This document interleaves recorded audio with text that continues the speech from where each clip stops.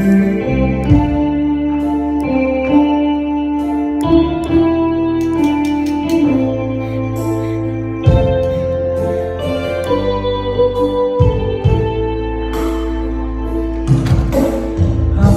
เจ้าให้มามันมีค่าสำหรับตัวอ้ายบ่เคยสิทำลายมันอ้ายมีแค่เพียงเจียมตัว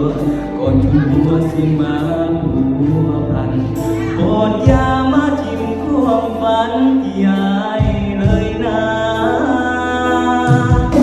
บ่เคยใจกับใครหัวใจก็มีแต่เจ้าผู้แสบผู้สาวบ่เคยสิ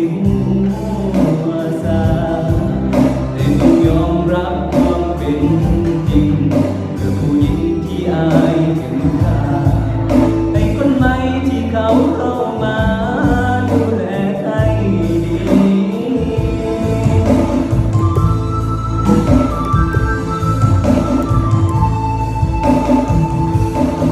สำหรับไอ้และเจ้านั้นมี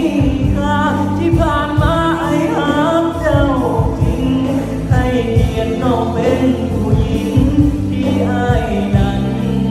มีอยากเลยบางเรียกเธอว่าแฟนเดินวงแกนสักครั้งก็ยังดีอยากให้รู้ว่าที่เห็นแบบนี้ไอ้มีคน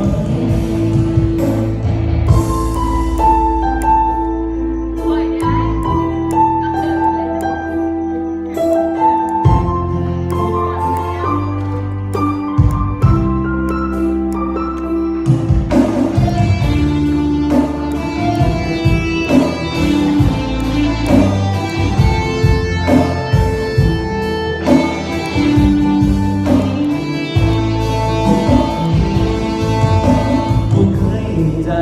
กับใครหัวใจก็มีแต่เจ้าผู้แสบผู้สาวบ่เคยสิหัวซาแต่ต้องยอมรับความเป็นจริงเพื่อผู้หญิงที่อายถึงค่า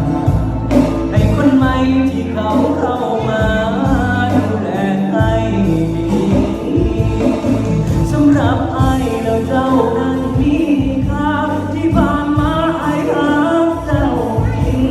ให้เกียรติน้องเป็นผู้หญิงที่ไอ้นั้นมี